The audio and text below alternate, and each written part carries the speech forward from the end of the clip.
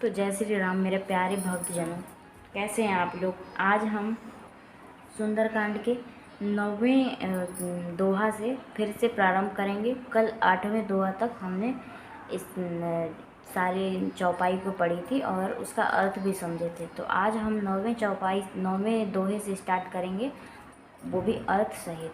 तो जय श्री राम। अगर आप मेरे चैनल पे नए हो तो मेरे चैनल को ज़रूर से ज़रूर सब्सक्राइब करें और मेरी वीडियो को लाइक करें और ऐसे ही मेरे वीडियो पे बने रहें। मैं हर दिन भक्ति वीडियो बनाती रहूँगी। जय श्री राम। आप हूँ सुनी खदोत सम, राम ही भानु समान, पुरुष बचन सुनि काढ़ियसी, बोलाती खिसियान। सीता तय मम कृत अपमाना, कटि हम तव सिर कठिन कृपाना। नाहित सपदी मानु मम बानी, सुमुखी होती न त जीवन हानि। श्याम सरोज दाम सम सुंदर, प्रभु भुज करी कर सम दस कंधर। सोभुज कंठ की तव असी घोरा, सुनु अठवस प्रमाण पन मोरा। चंद्रहास हरु मम परितापम, रघुपति वीर अनल संजातन। शीतल शीत बहसी बर धारा, कह सीता हरु मम दुख भारा। सुनित बचन पुनि मारन धावा, मैं तनया कही नीति बुझावा। के हसी सकल निशिचर ने बुलाई, सीतहि बहु विधि तरासहु जाई। मास दिवस मोह कहा न माना, तो मैं मार भी काढ़ी कृपाना। भवन गयो दस कंदरिहा, पिशाचिनी वृंद, सीत ही त्रास दिखावहीं, धरहि रूप बहुमन। जय श्री राम। त्रिजटा नाम राक्षसी एका, राम चरण रति निपुण विवेका। सब नव बोली सुनाए सी सपना, सीतहि से करहु हित अपना। सपने बानर लंका जारी, जातु धान सेना सब मारी। खर आरूढ़ नगन दस सीसा, मुंडित सिर खंडित भुज बीसा। एहि विधि सो दक्षिण दिशि जाई, लंका मनहु विभीषण पाई। नगर फिरी रघुबीर दुहाई, तब प्रभु सीता बोली पठाई। यह सपना मैं कहूँ पुकारी, हुई ही सत्य गए तीन चारे। तासु बचन सुनिते सब डरी, जनक सुता के चरणन ही परी। जहाँ तह गई सकल तब सीता करे मन सोच, मास दिवस बीते मुहि मारहि निश्चर पोच। जय श्री राम। त्रिजटासन बोली करे जोरी, मातु विपति संगिन तय मोरी। तजौ देह करु बेगी उपाई, दूसरा बिरहु अब नहीं सही जाई। आने काठ रचू चीता बनाई, मातु अनल पुनि देहि लगाई। सत्य करहि मम प्रीति सयानी, सुनय को श्रवण शूल सम बानी। सुनत बचन पद गहि समुझायसी, प्रभु प्रताप बल सुजसु सुनायसी। निसिन अनल मिल सुन सुकुमारी, यस कहि सो नीज भवन सिधारी। कह सीता विधि भा प्रतिकूला, मिलहि न पावक मिटहि न सूला। देखियत प्रगट गगन अंगारा, अवन न आवत एक उतारा। पावक मैं शशि श्रतवत नागी, मानहु मोहि जानिहत भागी। सुनहि विनय मम बिटप अशोका, सत्य नाम करु हरु मम शोका। नूतन किसलय अनल समाना, देहि अग्नि जनि करहि निदाना। देख परम बिरहाकुल सीता, सोचन कपहि कलप सम बीता। कपि करि हृदय विचार, दीन्हि मुद्रिका डारि तब। जनु अशोक अंगार दिन, हरषि उठी कर गहेउ। जय श्री राम।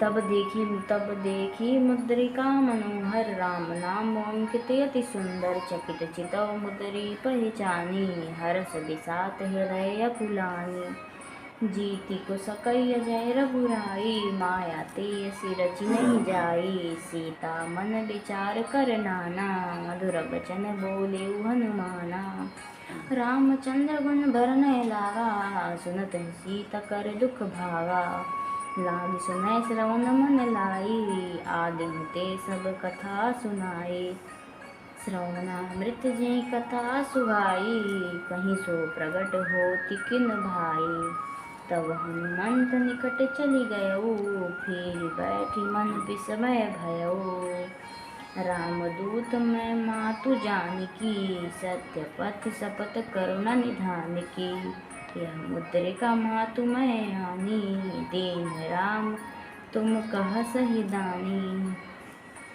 नर बानर ही संग कहूँ कैसे, कही कथा भई संगति जैसे। जय श्री राम। तो आइए हम इसका अर्थ देख लेते हैं।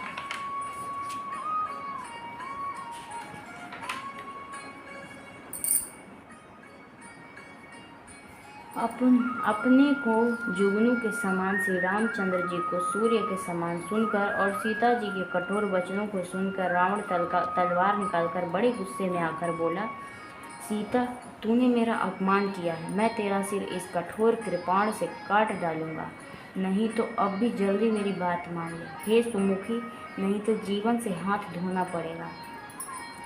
सीता जी ने कहा, हे दशग्रीव, प्रभु की भुजा जो श्याम कमल की माला के समान सुंदर और हाथी की सूंड के समान अर्थात पुष्ट तथा विशाल है, तो यह भुजा ही मेरे कंठ में पड़ेगी या तेरी भयानक तलवार ही। रे सठ सुन, यही मेरा सच्चा प्रण है। सीता जी कहती हैं, हे चंद्रहास, सीता जी तलवार से कहती हैं, हे चंद्रहास, श्री रघुनाथ जी के विरह की अग्नि से उत्पन्न मेरी बड़ी भारी जलन को तू हर ले। हे तलवार, तू शीतल तीव्र और श्रेष्ठ धारा बहाती है, अर्थात तेरी धारा ठंडी और तेज है, तू मेरे दुख के बोझ को हर ले। सीता जी के यह वचन सुनते ही वह मारने दौड़ा। तब मैं दानव की पुत्री मंदोदरी ने नीति कहकर उसे समझाया। तब रावण ने सब राक्षसियों को बुलाकर कहा कि जाकर सीता को बहुत प्रकार से भय दिखलाओ। यदि महीने भर में यह कहा न माने तो मैं इसे तलवार निकालकर मार डालूंगा। यूं कहकर रावण घर चला गया। यहाँ राक्षसियों के समूह बहुत से बुरे रूप धरकर सीता जी को भय दिखलाने लगे। उनमें से एक त्रिजटा नाम की राक्षसी थी। उसकी श्री रामचंद्र जी के चरणों में प्रीति थी और वह विवेक अर्थात ज्ञान में निपुण थे। उसने सबों को बुलाकर अपना स्वप्न सुनाया और कहा, सीता जी की सेवा करके अपना कल्याण कर लो।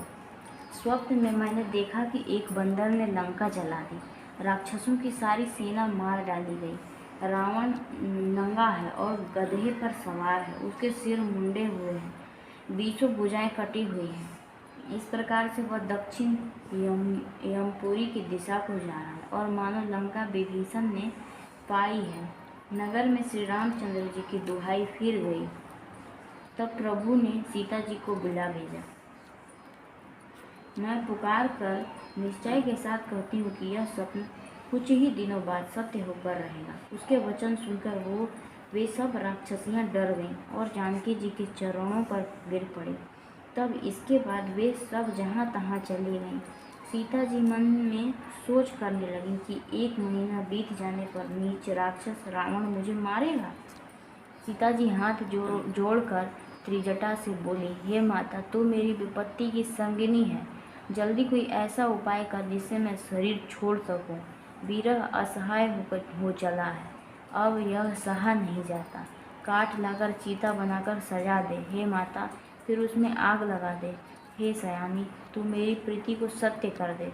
रावण की सूल के समान दुख देने वाली वाणी कौन से कानों से सुने। सीता जी के वचन सुनकर त्रिजटा ने चरण पकड़कर उन्हें समझाया और प्रभु का प्रताप, बल और सुयश सुनाया। त्रिजटा ने कहा, हे सुकुमारी, सुनो, रात्रि के समय आग नहीं मिलेगी। ऐसा कहकर वह अपने घर चली गई। सीता जी मन ही मन कहने लगी, क्या करूं, विधाता ही विपरीत हो गया है। न आग मिलेगी न पीड़ा मिटेगी। आकाश में अंगारे प्रकट दिखाई दे रहे हैं, पर पृथ्वी पर एक भी तारा नहीं आता। चंद्रमा अग्निमय है, किंतु वह भी मानो मुझे हतभागिनी जानकर आग नहीं बरसाता। हे अशोक वृक्ष, मेरी विनती सुन, मेरा शोक हर ले और अपना अशोक नाम सत्य कर।